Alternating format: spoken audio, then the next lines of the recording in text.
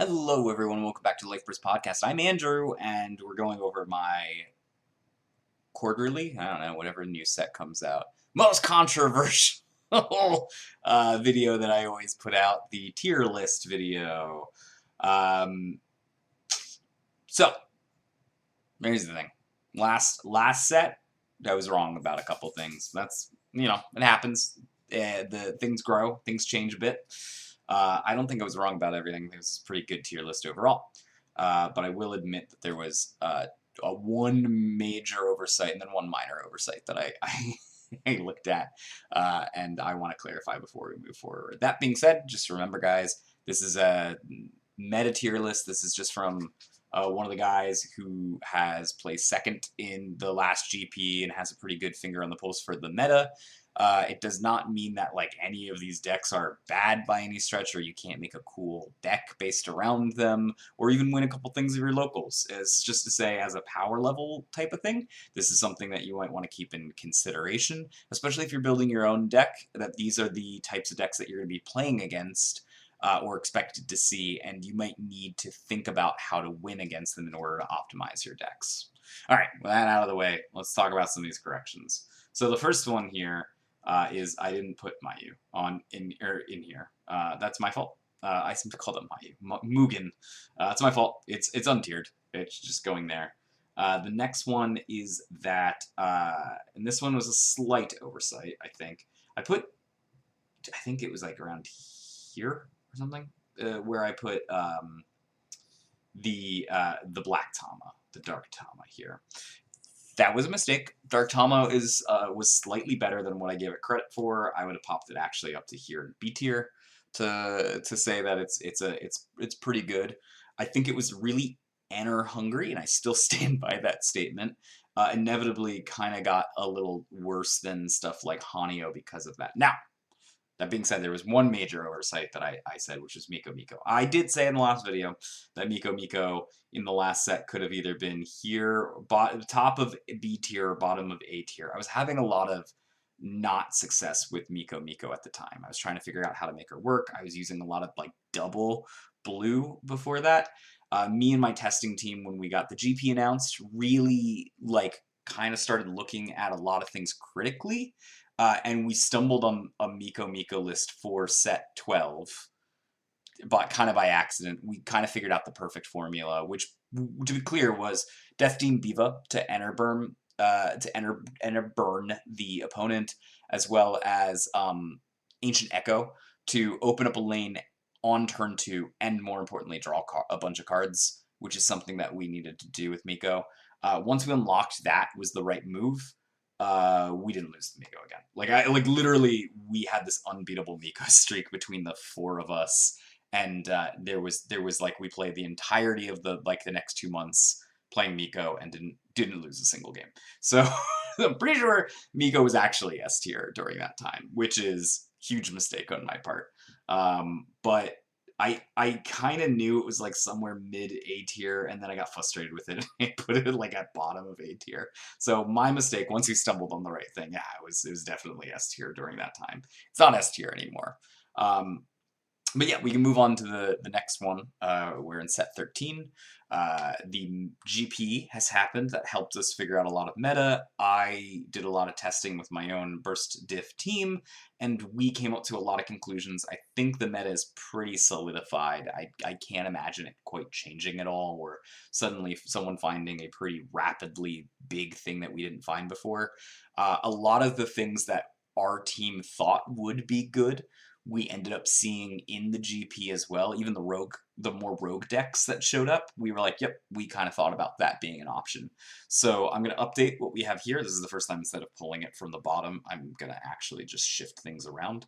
And the first thing we're going to do is the sad one, right? We're going to pull we're going to pull things from D tier and put it into the bottom untiered tier, I suppose, is what we're going to do. The first one I'm going to start with is Toko. I know that's going to upset someone, specifically my locals, Jimmy. So Jimmy found, I think, maybe the best Toko deck for the GP. That doesn't mean that Toko wasn't necessarily still not the greatest deck, I think. But I think Jimmy found a really, really good version with Sachet, Undulation, which more or less makes it lowers your opponent's limit on their next turn, which allows you to force them into a 3-3-1 split, and then in that 3-3-1 split you can actually use Toko really effectively because her level 3 ability like basically kills out all level 1s. It's a board clear almost. So the idea there being is you can threaten the board to clear twice in the game, and then that will more or less clinch a victory for you. The reason why I'm putting it untiered now is because, simply put, I don't think that Toko's lane clearing is all that special anymore. The main deck can, especially with Desona, can open up 3 lanes very easily. I don't think it's hard to open up 3 lanes anymore. Is what I'm trying to get at. So therefore, I think Toko ends up going to untiered during that. The next thing we're gonna do is also pull II out. Excuse me. The truth is that as we move forward into the Desona meta, right, like we did, basically these cards just, and it's not even the Desona Signy themselves, just start overwhelmingly blowing all of the other deck choices out of the water. It's the centers are really good for the most part, but more importantly, the pieces are really good, right? Like, it's just like, you can't compare a piece that does something similar for 3 enter to a piece that just does the same thing slightly better for 1 enter. It's just insane. And so tempo decks, for example, which is what Aya was basically holding up the torch for, yeah, they're just like Miko Miko is the better version of the tempo deck, and there's Paraluke, which is also a better version of a tempo deck. So IA falls based on that. So is let's see here, what else is getting pulled out. I got my cheaty list like on the side, like I always do. So is, I think, Yuki, right? Yeah, Yuki's also getting pulled down. There's just like better ways to enter burn now. Miko Miko, for example, is basically this very nuanced enter burn deck as well. As well as you can put enter burn in Hanyo and still get that.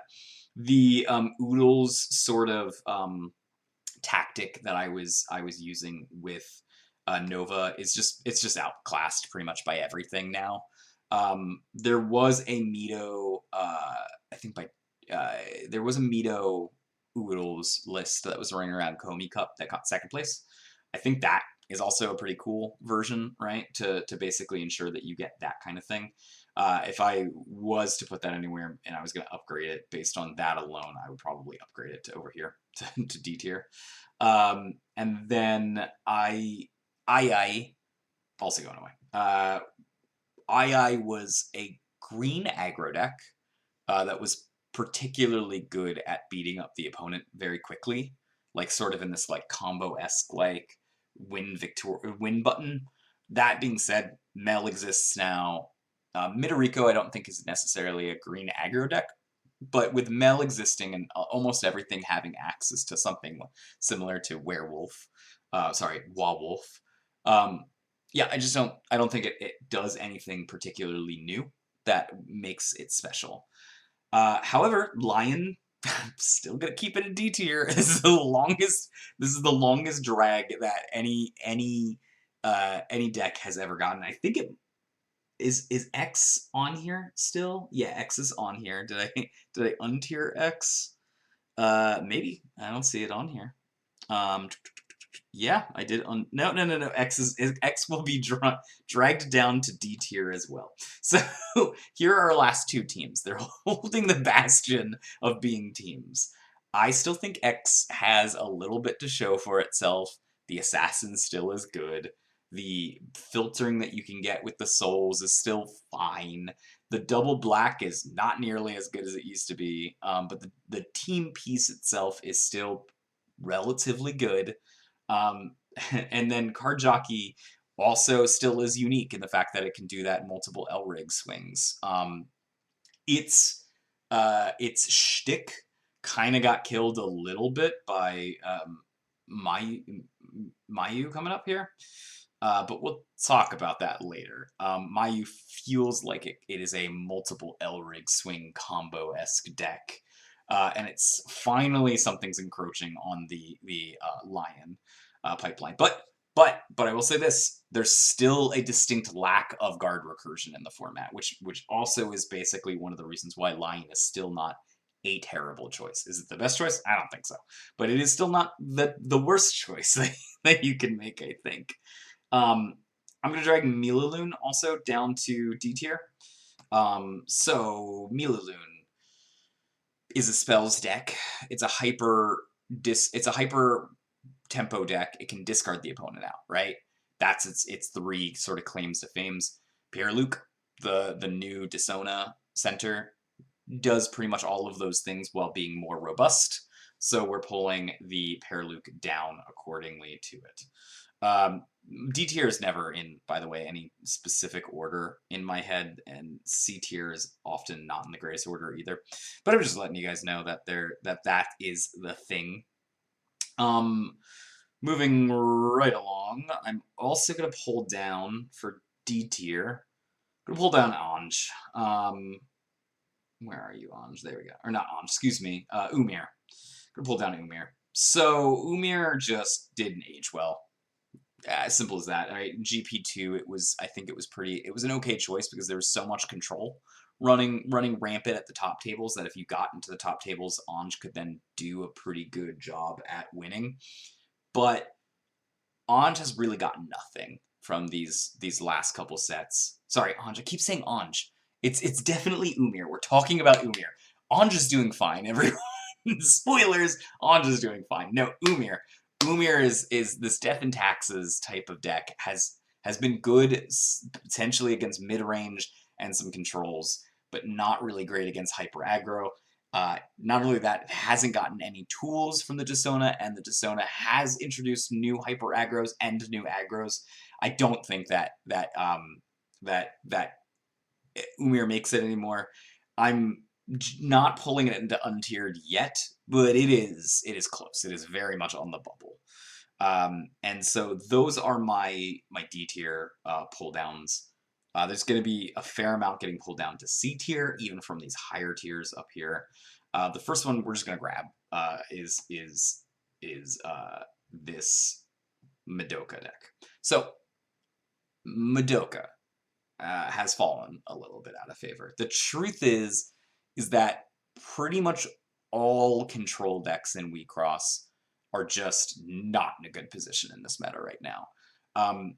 There are, in my opinion, 4 different types of decks that exist in Wixoss right now. There are hyper aggro decks. These are your dash decks. And then there are consistent damage decks. Now, that doesn't necessarily mean they can't win on turn 4 like the hyper aggro decks do, but their focus is not, they don't burn themselves out immediately for quick aggro. They can do sustained damage throughout the entirety of the game. Doesn't matter if it's turn 6, doesn't matter if it's turn 5, doesn't matter if it's turn 3, they're going to open up 3 lanes and attack through. These consistent damage decks are kind of a new thing in Wixoss, in the fact that, like, aggro had to almost define itself as hyper aggro in order to have any purchase in the metagame. Nowadays, because the damage opening is so good that you can sit there and basically say, I have this redundant game plan and I will eventually win this game if you don't do anything, right? That's a big deal against these control decks. So in the control decks, 50-50 against the hyper aggro decks. They don't do super well. They can do okay against the consistent damage decks because they're just threatened at every turn. Now suddenly they have to speed along. They have to be a turn 5 win, basically, which kind of messes up a little bit of their late game tempo. There's other turn 5, turn 6 decks in the meta as well, right? These decks that just like kind of are like, I'm gonna figure out some way to exist longer, right? The biggest one being things that have sunspot memory in them, right? Sunspot memory gives you a Signy barrier and an Elrig barrier. Basically, that means that piece can buy you an extra turn to live, right? Whether or not you use that turn efficiently, who knows, right? Like, that's the secret of the Sunspot decks. They have to use that turn efficiently to be good. But they do exist, right? Like, so that's another option. And then the last one is these, I've been calling them resource destroyer decks. Like, they're the ones that kill your hand and kill your enter and also attack you very well, very quickly, right? This is stuff like what Milaloon used to be the signal bearer of it. Um, Nowadays, that's more Miko style, Paraluke style, Nanashi style. Um, but those are the four main sort of existences in the meta, right? And control decks kind of fall under that like turn 5, turn 6 deck that I was talking about. These things that want to live a little bit longer in order to try to put a game in order. Um, they have a 50-50 against the dash deck. The resource destroyer decks are just too quick for them to handle, as well as just like destroying the resources that they need in order to get into the late game. And then the consistent damage decks currently are probably on par, if not slightly better than their defensive options in that turn 5, turn 6 decks. Therefore, the turn 5, turn 6 decks are just the weakest of the meta currently. I don't think that'll always be the case. As soon as they turn up a little bit of power on the defensive side of things, I think those go back up to being really good in the meta. But currently, I think you would struggle being a control deck. This is all to say that Madoka ends up being kind of a control deck, right? Like, it's always been this Esper control deck, and Esper control decks just have gotten the most beat up out of all of these options. So that's dropping down into C tier. The other thing that's dropping down into C tier is going to be Hirana. So this is a B tier. I thought it was perfectly fine, can win a game, but kind of blows up on itself a little bit. I think if that's still the case, but now it just has more things it loses to, right? Like these resource destroyer decks also can kind of beat up on it. So it's not just that it can blow up on its own. I think it also has bad matchups now. So I'm dropping that down to C tier. Now you may be asking, which Hirana deck? The Dash Hirana deck of yesteryear or the new Hirana? And the answer is both. I think they both operate very similarly, slightly different attack access, but same weaknesses, same cards, really, more or less, same overall strategy, same bad matchups, same good matchups. So I think it ends up being pretty much the same. Both of them I would end up putting there. Atomic Deus, I'm going to drop down into C tier as well. I think Atomic Deus is fine. There was at one point where I was saying Atomic Remember was really good. I think that ship has sailed. We're not turn 5 decks anymore. The Atomic Deus deck opened up lanes and was a little bit faster than the Remember deck. The Remember deck, it was slower. I don't think you can be slow anymore. So I'm going to put down the Atomic Deus deck down in mid tier. I still think this is a solid deck. I just don't know why you would play Atomic Deus when you would play Atoms. I feel like Atoms. I don't know why you play Atoms unless you play Dissona, right? Like Dissona just seems to do the same thing that Atoms do, which is use their hands to open up lanes and do discard. I don't see the difference between that and like Nanashi or Miko Miko. Both of them are just kind of better at that realm, right? One versus the other. They both just kind of spearheaded a little bit better. Plus they have Enter Charge. Plus they could have defensive options if they want to do that. Plus their mill options are a little bit better. It's just like, it's easier to customize the Dissona deck in the long run. And that makes sense, I think. Atoms is a Wixoss tribe, and Dissona technically is a tribe. So the fact that Dissona is more supported than Atoms means that it's just less useful. The only thing that's going on for Atoms that I think still is that they have H2O, but like H2O is a pain to put together nowadays in comparison to these other things, right? Why would you play an H2O when you can also just play something like, I don't know, Miko Miko Fan, right? Like, and just win the game, right? They're comparable. Yes. Does H2O also draw you a card and Miko Miko Fan doesn't? Yep. Does H2O stick around longer because it's harder to kill? Absolutely. The real problem is, though, it's just so much harder to put on the field, and Miko Miko Fan is literally draw it. You know, that's its one requirement. To the point where even in my GP second place deck list, I was running Emergence just to get Miko Fan back into my hand in order to play Miko Fan on turn 3, both of them, right? And you can't do that with an Adams. With an Adams, it was always a struggle because you had to figure out some way to also get back H2 to your hand and then play both of them, and that's 4 cards suddenly you need to make your turn 3 play. Yeah, it doesn't really work out. I also think discarding Adams is not great, and I think you could win the discard wars in the Miko Fan. So putting that down there. Alpha, I think. So here's the deal. I wanted to drop this to C tier, but after Emmy's result, I'm doing this live. I think it's actually probably still bottom of B tier. Milling the opponent out and potentially milling the opponent twice, just now with Dishonor probably instead of Virtuals, is still really strong. It's basically a way to win the resource war. It's a way to get an extra damage. I think there was a lot of hatred, like a lot of hate on Mill being like, Mill's not fast enough anymore. Mill's a turn 5 game and we're on turn 4. We have to win the game on turn 4. But then since Ananashi and stuff, like there's so many decks that still win with Mill. Miko being like the only one, and I think it's to its detriment that it doesn't have Mill in it really. That I kind of want to leave it at bottom of B tier. I don't think it's great, but I still think it's good enough to win games with. So I think I want to leave that one there. In fact, I'm going to grab... Let me think about this. I'll have to figure out where I want to place that, but probably there for now. That's where I'm gonna end up putting this.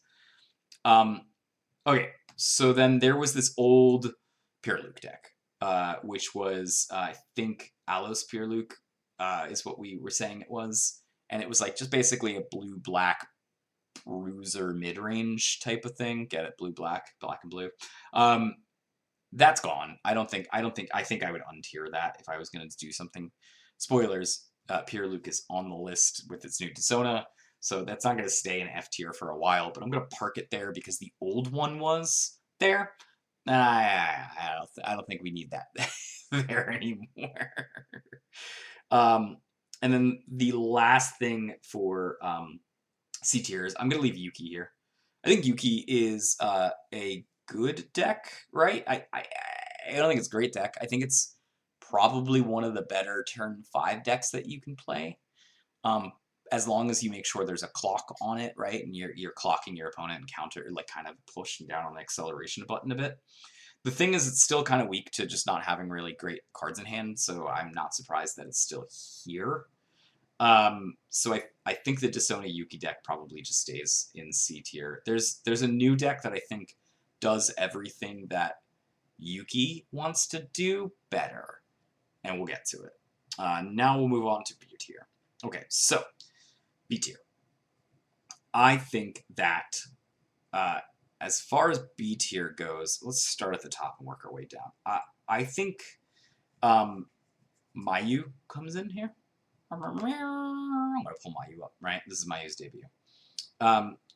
Which Mayu are we talking about? Black Tama. Black Tama for sure. I think Iona Mayu is very average. I didn't test it, but I think it was, and I just never really got the vibe I needed to test it. I think, because you can do it on a Yuki as well, right? I wouldn't do it on a Yuki, is what I'm trying to get at. I think Yuki is a grind game, and Mayu is a very much dash deck, right? Like, the way that it works every time you play Mayu is if you don't win the game on the Mayu turn, you lose. I've tried some slower Mayu decks. They don't work. I even tried a white double blue my white double blue Tama deck, and it was fun. Like, used Burst Rush. It was this weird deck that I brew that I put together, and it was pretty good, but it wasn't great. So I think that Mayu probably ends up at top of B tier. I think it's really good. I think there's a specific build that that Surian Sealed is the one who sort of like pushed into the spotlight, especially getting the top 8 with it, where you use Earth because you don't have a lot of by making yourself less enter intensive, suddenly the deck starts churning better because it can use its Dark Tama ability more to open up lanes before doing the, like, it can open up lanes twice with that and then potentially win the game. I think the other trick that he uses really well is he's got like a really nice package where he can either discard the last guard out of your hand with a Alos Purluke Dishona, or he can mill you out, or he can do both, right? Like, that's the thing, is that the Dark Tama's final turn where you use the ability is really, like, you, as long as you make sure all the puzzle pieces are there, that you can win your entire metas, different types of decks that they have, and unlock like ways to get that last turn to be super successful and deal a bunch of damage with it, then Mayu's really strong, like way stronger than I was expecting. As far as the dash decks go, with maybe the exception of Anj, I think it's the best dash deck. I do not know if Anj or Mayu is better. I personally can't make that call. I think I'd put Anj here. I think Anj goes behind Mayu. It feels like Mayu is a little bit stronger and a little bit more resilient to upending the opponent's game plan. I think Anj actually is very strong in this meta, as was clearly shown by Wilson's Anj deck in the meta. However, I have never seen a Mayu deck just kind of fall apart on itself because its bursts are bad. Anju can kind of mitigate that a little bit, but it still can fall apart by its burst. It's a little more burst dependent than Mayu is, which is why I personally am going to put it here. There's an argument to be made that you should put Anj at the bottom of A tier, and I don't think that's completely wrong. I just think A tier is solidified by the 3 decks that occupy it so well that I personally don't want to get, like, it rocks out OCD on me or something. I don't like that look. So I'm gonna put it there. Again, when I'm making these calls, right, like, you're getting a person who plays a lot of the competitive Wixoss, and these are my personal takes on them.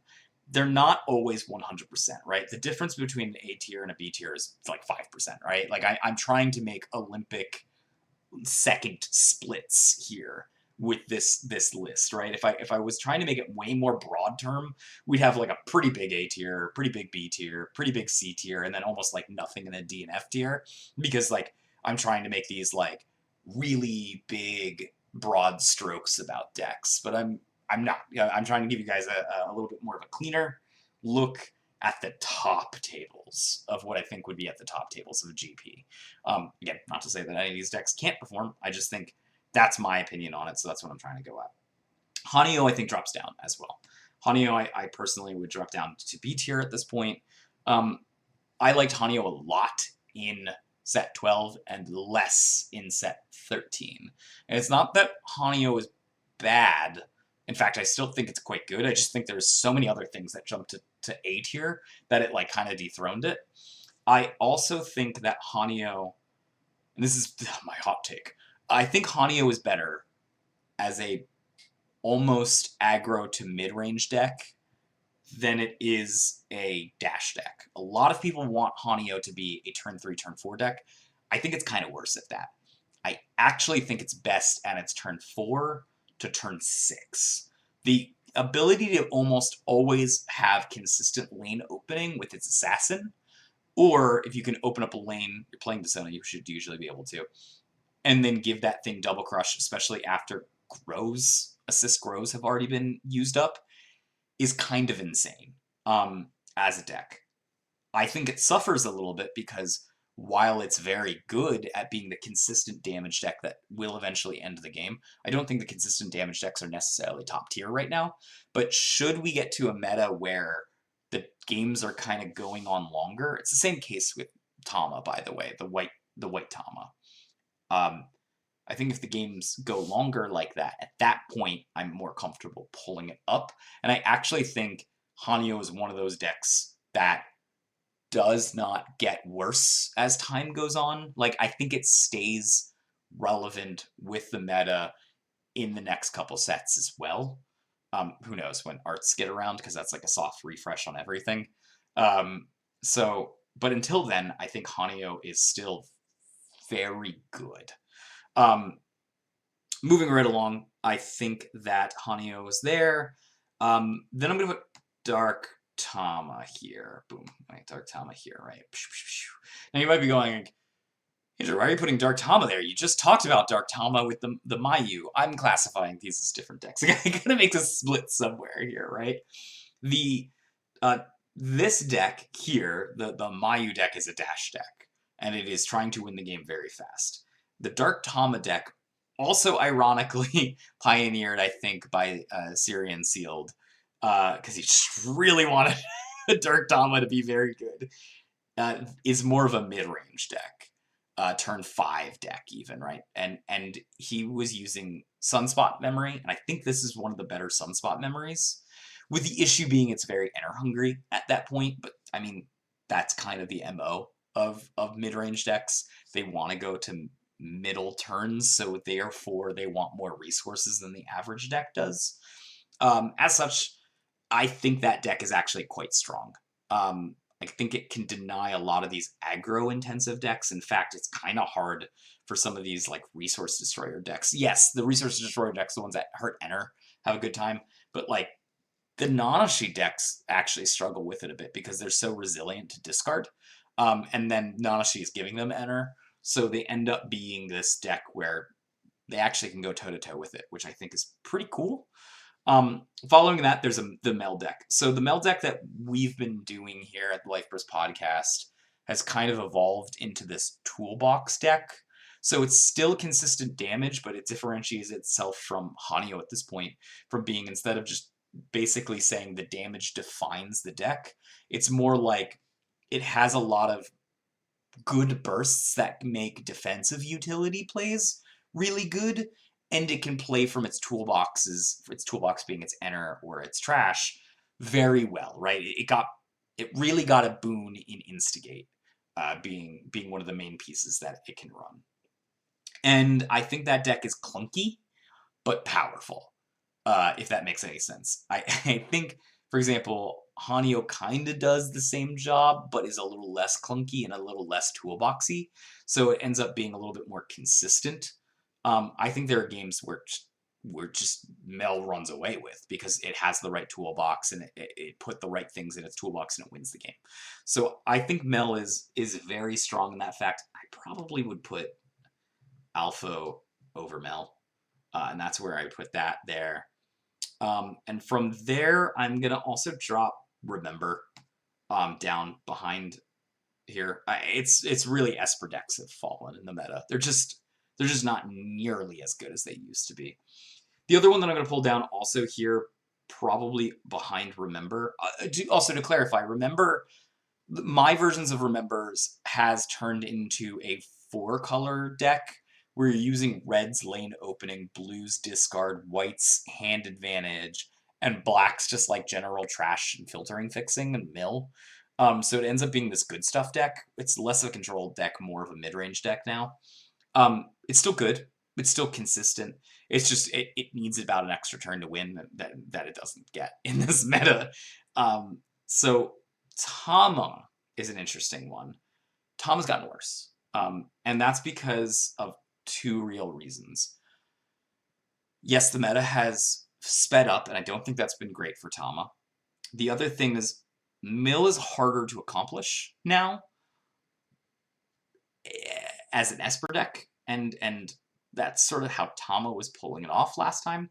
There are ways to mill, and there will be more ways to mill in the future when Chaos is undone. I think when Chaos is undone, or Chaos comes out in the next set, probably Tama jumps back up to being A tier. It feels like it's very hard to kill the way to aggro deck out. But right now, it doesn't really have any strength. Like even Anj is sort of outperforming its dash functionalities here. So I don't think Tama really has any strengths that it's sort of sitting on. The best Tama I could put together, and what's ironic is it had actually an insane win rate against my Miko, was a double blue Tama where I used clear as well as what do you call it? Clear and Eldora Burst Rush to win the game I also used, it wasn't Summer Lives Blues. I can't really remember my first piece that I was saying. It probably was just Burning Curiosity. And then I also used, no, it was Xenocluster. I'm a crazy person. Xenocluster, and it also used Unknown Memory in order to do the draw 2, enter 2, or vanish target 2 or less. And it was a combo, one of the combo of those. Or it used Burning Curiosity. I never got around to figuring out what that last piece was that I was gonna use. But it definitely used Unknown. And I thought it was actually a very, very strong deck. It kind of had all the benefits that Burst Rush Onge had, while simultaneously having a little bit of a longer game that it could play and not burn out on itself. Plus some really good natural card draw, which beat a lot of these Resource Destroyer decks. Plus these Resource Destroyer decks were also burning off-color enter because it didn't use off-color enter and ended up just winning those games. I still think it's actually very, very strong. But for now, B tier. I think it'll eventually go back to A tier, but not yet. And then the last one is Sachet. Sachet, I think, still is in B tier, but you can make an argument to put it in C tier. I'm trying to think right now would I prefer it. Probably in C tier. I think Sachet is an enter hungry deck, and I also think it is a card hungry deck, and so it doesn't like discard or enter burning. And I think that is pretty rampant right now. So I don't know if I'd put Sachet in B tier. It stops aggression, and there's a fair amount of aggressive decks still around, kicking around the format. So Sachet probably here. I think Sachet is a dark horse of the format. I think it probably still performs very well. All right, I've sufficiently cleared out our A tier. What goes in there, right? And I don't think it's going to be a surprise to say it's Miko Miko, and then where's Nanashi hiding at? Nanashi, the new Nanashi, and then the new Paraluke. Nope, that's not Paraluke. The new Paraluke. There we go. I think those three go in there, and I'm gonna place them in that order, and I'll explain why in a second. The GP was filled with Nanashi. And not only was the GP filled with Nanashi, Nanashi performed better than Miko Miko did. I think I'm the only real top table Miko Miko. That being said, in top 8 there was 3 Nanashi, right? So a conversion rate was way higher. That is because I think Nanashi probably appealed to people more, and I think if the meta had a little bit more time to evolve before the GP, I think we would have seen those swapped. I was pretty quickly on Nanashi when we started our testing for the GP. I think I pretty quickly, and thanks to Rue for that, saw it as one of the best decks that you could play. However, as we were playing it more and more and developing all the other decks that we were playing against it, we were finding holes that it could lose to, right? Its bursts are very good. Its mill is very good. Its filtering feels like it's very good with the Hinonim. But what ended up happening was you were more top deck dependent than you thought you would be. Because there was other decks that we were playing that really screwed it, and then ended up being, let's top deck, and if you don't top deck the Hinduism to play out of your trash, you end up in this scenario where you kind of are just screwed. Plus, in the actual discard mirrors, right, like Puraluke or Miko Miko going against them with a discard, so long as the Puraluke or Miko Miko player drew well, they can kind of screw you out of your discard. Like, you just like. Also, the other thing is that when you put down viruses, in its best, right? The Nanashi player wants to have 3 lane opens, right? And it does that by limiting the opponent's hand by discarding a bunch of cards. So when you force them, like on 2-2-3 splits, right, to have to start using enter, using cards in hand to vanish things on the field because their viruses aren't doing the job, then they end up down on resources, and then those other resource destroyer decks don't need to work hard to destroy their resources. They can just strip them out completely and then run away with the game. I don't think I did a great Miko matchup against Nanashi. Partially my fault due to tiredness in the last bit of top 8, but also because I didn't stick to my 2-2-3 game plan that I was supposed to. I kind of made some bad choices, and I ended up not doing that. But in my testing, it was one of those things that I could win almost 100% of the time with the Miko. To either if I'm on first or second, like I was able to pull that out. So my personal take is that Miko is a better deck. As to why it didn't perform as well in the GP, I think it's harder. I think it's a slightly harder deck to play Miko.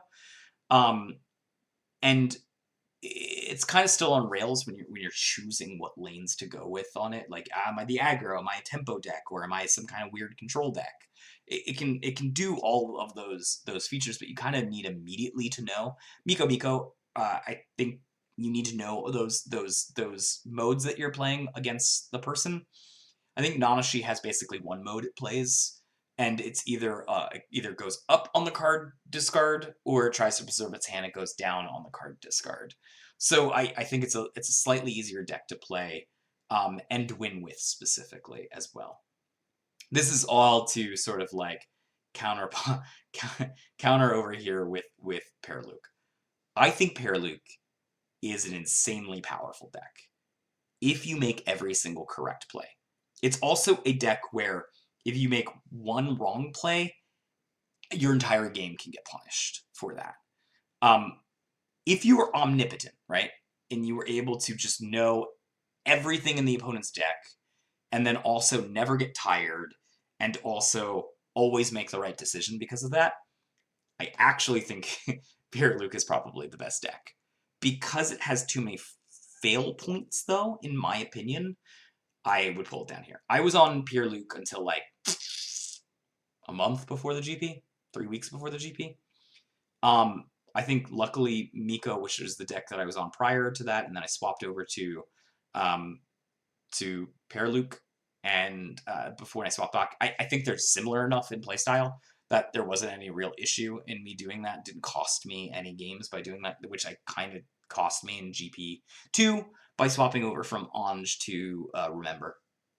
That I think they have similar game plans. I think the core difference is that Paraluk is better on turn 5 than Miko is. Miko is also better on turn 4 than and probably 3 than Paraluk is. And because of that, and the fact that the games are over usually on turn 4, I think Miko is the better deck, because it doesn't have, like, the advantage that Paraluk would get by having a turn 5 or a turn 6 is just gone. Doesn't exist. I think the meta slows down even a hair. Paraluk is probably the best deck. So yeah, but this top 3, I think are debatable. I think you could swap them out for anything and be pretty on top. I don't think any of them, are S tier. I don't think any of them beat literally everything. But I do think that these 3 are solidly the best decks in the format. And if I was going to play a deck in a serious competition, I'd be looking to play one of these 3 decks. I think these 2 decks right here, and then maybe this one included as well, probably if I was going to make like an A.5 or a tier 1.5, these guys would probably end up on that, and then these ones would be sort of like the less good ones. But yeah, I'm pretty confident in this tier list.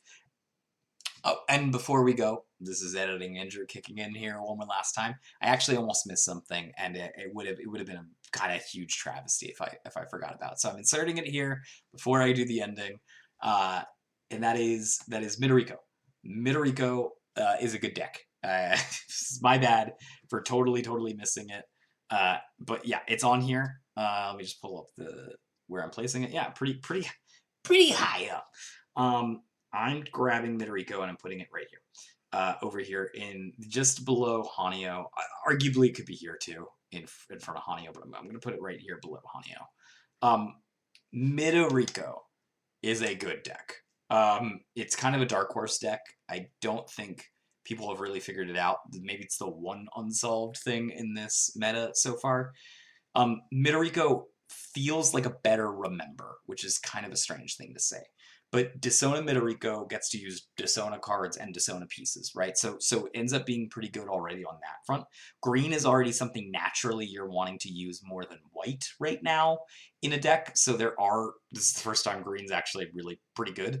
And being able to always enter charge and then pull something out from your enter and put it to your hand is kind of like a control tactic, because it allows you to toolbox the perfect card for your next turn, but it also gets you guards, right? Like if you hit a guard off of it, you bring a guard back to your hand, so that guard in the life burst saves you 1 damage, and then you put that guard in your hand afterwards, and it's like it's almost saves you 2 damage for the price of 1. I can run Exias, and Exias are actually still pretty good in this meta. Not to mention, one of Desona's downsides is it can't really deal with like stat monsters.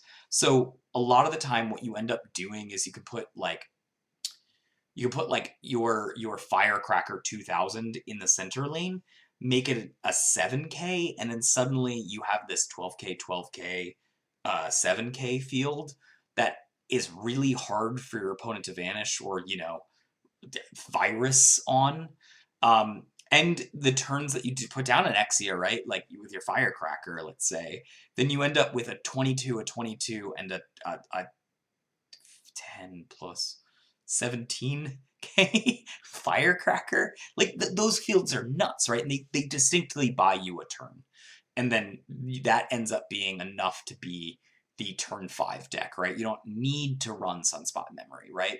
The cool thing with the Midoriko deck too is that we found is that it basically, Midoriko herself just basically says, I'm going to help you get to turn 5, right? And you want to do turn 5e things. So you're going to end up being this like mid-range or control deck that you'd rather be at. But then what you make it is based on the pieces that you play or the main deck that you play. So it ends up being highly customizable. We played Midorikos that were sort of toolboxy attrition decks that were using white, black, and green. We made some that were like much more aggressive and were like black, green, and red.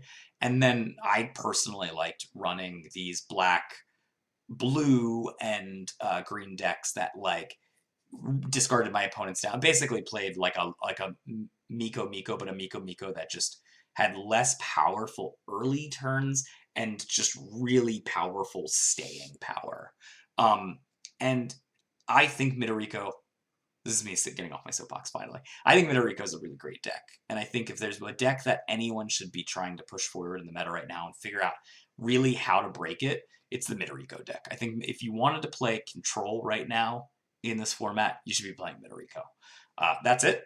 That's the tier list. Like I said, I'm gonna pop back the old one, the rest of the video that I recorded, so you're gonna see Midoriko disappear from the tier list, but it's there. Keep it in mind.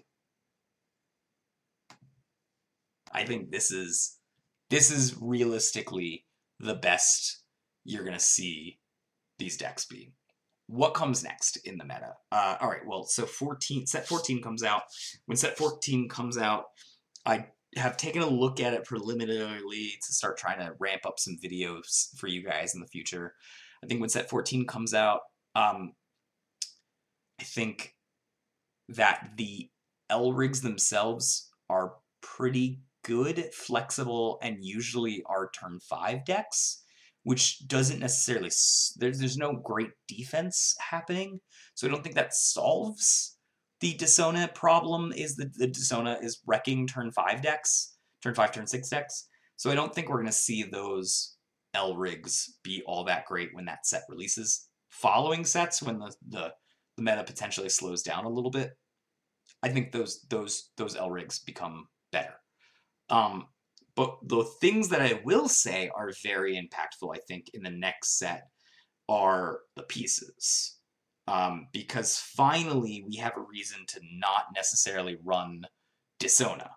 Because the pieces that are coming out, specifically Chaos, as well as the white one and the red one, the names escape me right now, are good reasons to be in other kinds of aggro decks or other kinds of slightly slower decks than Sunspot Memory gives. So I think the meta is not going to very much change, is what I'm trying to get at. I think you might see a few bumps in C tier to B tier. You might see a few bumps from B tier to A tier. And I think A tier is probably going to stay the same. So I wouldn't get your hopes up that the meta is going to do a drastic shift anytime soon. I think when we get to Blue Archive, we'll see a drastic shift. But until then, I think these are probably going to be pretty solidly your top decks for a while. So with that in mind, I hope you guys liked my tier list. Of course, disagree with me in the comments down below and tell me how I got it all wrong. And until the next time, may you guys always flip a life first.